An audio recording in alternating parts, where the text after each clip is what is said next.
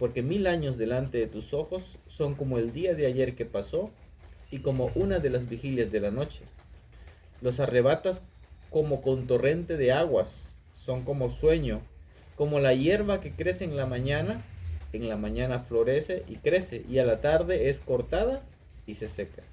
Acabamos nuestros años como un pensamiento. Los días de nuestra edad son 70 años, y si en los más robustos son 80 años, con todo, su fortaleza es molestia y trabajo, porque pronto pasan y volamos. ¿Quién conoce el poder de tu ira y tu indignación según que debe ser temido? Enséñanos de tal modo a contar nuestros días que traigamos al corazón sabiduría. Ese es el Salmo 90 y voy para el Salmo 102:11. Dice así: mis días son como sombra que se va y me he secado como la hierba. El Salmo 103:14 al 16 dice: porque Él conoce nuestra condición, se acuerda de que somos polvo. El hombre como la hierba son sus días, florece como la flor del campo, que pasa el tiempo por ella y pereció, y su lugar no le conocerá más. ¿Qué tienen en común todos estos textos? Así, sin ver ninguna pregunta de la lección ni nada más.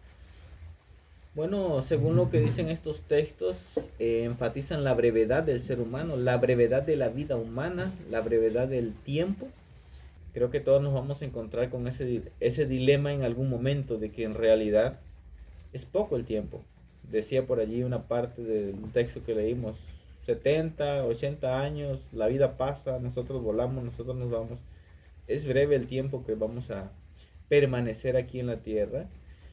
Y yo creo que si reflexionamos un poco sobre la brevedad de la vida o la brevedad del tiempo, creo que todos caeríamos en la conclusión de que deberíamos de aprovecharlo un poquito mejor, de que quizás deberíamos de hacer más con el poco tiempo que tenemos, de que probablemente deberíamos administrarlo mejor. Creo que hay que pensar en eso. La lección nos dice que la existencia humana caída no es más que vapor a la luz de la eternidad. Que 1000 años a los ojos de Dios son como una vigilia de la noche que dura 3 o 4 horas, comparada con el tiempo divino. Si una vida humana pasa volando. Interesante. La palabra hebrea magón, que se traduce como habitación, describe al Señor como el refugio de su pueblo, en Salmo 91:9. Entonces dice que Dios refrena su justa ira y vuelve a extender su gracia. El salmista exclama: ¿quién conoce el poder de tu ira? Según con que debe ser temido. ¿Quién conoce el poder de tu ira? Dando a entender que nadie ha experimentado nunca el pleno efecto de la ira de Dios contra el pecado. Esta es una frase bastante interesante que creo que deberíamos de profundizar un poquito más en ella. Nadie ha experimentado nunca nadie ha experimentado el pleno efecto de la ira de Dios contra el pecado. Por lo que hay esperanza de que la gente se arrepienta y adquiera sabiduría para vivir rectamente. Nunca nadie ha sido objeto de la ira de Dios en toda su plenitud. Ni siquiera los antediluvianos, que fueron destruidos con un diluvio, ni siquiera los habitantes de Sodoma y Gomorra, que fueron consumidos por el fuego. Nadie, absolutamente nadie. Pero sí hay una persona que pudo experimentar el completo peso de la ira de Dios sobre el pecado, y ese fue el Señor Jesucristo sobre la cruz del Calvario. Cuando Él exclamó: Dios mío, ¿por qué me has desamparado?, Él sintió todo el peso de la ira de Dios, cosa que en la historia de la humanidad ni siquiera el mismo Satanás, ni siquiera el mismo diablo ha experimentado completamente la ira de Dios, solamente Cristo. Hay dos muertes ¿no? Que el ser humano, en última instancia, el ser humano podría llegar a experimentar, ¿sí? Es la primera muerte es esta que cada uno de nosotros puede sufrir en cualquier momento, un accidente, una enfermedad, una tragedia, es la primera muerte, pero la Biblia enseña que esta primera muerte no es nada más que un sueño. Si recordamos la historia de Lázaro, el amigo de Jesús que murió y Jesús lo resucitó al tercer o cuarto día, eh, fue Jesús le dijo a sus discípulos, nuestro amigo Lázaro duerme. Y los discípulos dijeron, bueno, pues si duerme va a resucitar, se va a recuperar. Perdón, si duerme, pues se va a sanar porque pues el cuerpo se regenera cuando uno descansa, ¿no? Pero ellos no entendían lo que Jesús estaba diciendo. Jesús estaba diciendo que su amigo Lázaro estaba muerto. Dice, pero yo voy para despertarlo.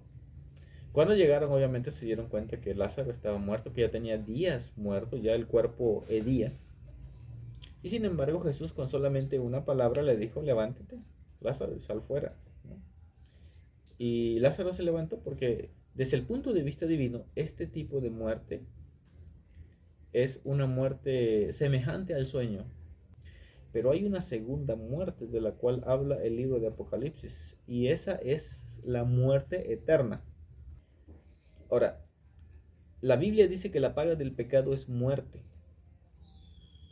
pero no está hablando de esta muerte pasajera. Cuando la Biblia dice que la paga del pecado es muerte, está hablando de la muerte eterna, de aquella muerte de la cual nadie más va a volver a levantarse. Sin embargo, debemos de tener en cuenta que cuando Cristo murió por nosotros, murió en nuestro lugar, el Señor Jesús murió la muerte, no esta muerte pasajera que todos nosotros vamos a morir algún día, sino Jesús murió la muerte eterna. Y de esa muerte eterna se levantó. De esa muerte eterna fue que Jesús resucitó. Jesús decía que él tenía poder para dar su vida y tenía poder para volver a tomar su vida. Entonces solamente Dios tiene esa capacidad de poder regresar aún de la muerte infinita, por así decirlo, ¿no? Entonces nadie, absolutamente nadie, ha pasado por esa muerte eterna. Porque nadie ha sido condenado todavía. Porque el juicio de Dios, donde la ira de Dios se va a vertir, todavía no se lleva a cabo. Ciertamente hay un juicio que se está llevando a cabo en ese tiempo. Es un juicio que solamente se extiende para aquellos que alguna vez sus nombres han estado escritos en el libro de la vida. Pero ese juicio no es para, para sentenciar a una persona a la muerte eterna, sino que este juicio, digamos que es como un juicio previo, donde se determina quién se va a salvar y quién se va a perder. Nada más. Quién entra al cielo, por así decirlo, y quién se queda fuera. Es solamente para eso, para determinar. Pero todavía no es la sentencia de la muerte eterna o del juicio, este, del juicio final, por así decirlo, ¿no? Se nos amonesta, dice, a redimir el tiempo. Pero el tiempo desperdiciado no puede recuperarse jamás. No podemos hacer retroceder ni un solo momento. Y la única manera en la cual podemos redimir nuestro tiempo es aprovechando lo más posible el que nos queda, colaborando con Dios en su gran plan de redención. Porque si nos ponemos a pensar, ¿cuánto tiempo no desperdiciamos nosotros en cosas que realmente no tienen ninguna consecuencia para la eternidad, no tienen ninguna repercusión para nuestro bienestar eterno? ¿Cuántos minutos, segundos, horas, días, ¿no? Y que si se suman esos días y si se suman esas horas, al final serían años desperdiciados en momentos de ocio, momentos en los que no hicimos nada de provecho para el bienestar eterno de nosotros o el de quienes nos rodean. Está pesado. Porque al final del día, cuando Dios nos pida cuenta, realmente va a tomar en cuenta todo ese tiempo. O sea, porque cada segundo que Dios nos dio es un tiempo valioso que debemos de administrar. Y realmente sí, a la luz de la eternidad nos vamos a dar cuenta cuánto perdimos por el tiempo que no supimos aprovechar. Cada momento está cargado de consecuencias eternas. Hemos de ser soldados de emergencia, listos para entrar en acción al instante de recibir el aviso. La oportunidad que se nos ofrece hoy de hablar a algún alma necesitada de la palabra de vida puede no volver jamás. Puede ser que Dios diga a esa persona: esta noche vuelven a pedir tu alma. Y a causa de nuestra negligencia, esa persona no se encuentre lista para el gran día del juicio. Y la pregunta viene aquí: ¿cómo rendiremos cuenta de ello a Dios? ¿Cómo rendiremos cuenta de ello a Dios? ¿Qué excusa le vamos a poner en aquel día? Y le vamos a decir: no, pues es que no tuve palabras para hablar, es que me faltó la oportunidad, es que me dio miedo, me dio vergüenza. Vergüenza cuando había una persona al borde del abismo, cuando había una persona que estaba a punto de perderse para siempre, y a mí la vergüenza me detuvo de actuar, de hablar o de advertir a esa persona y decirle: hey, detente.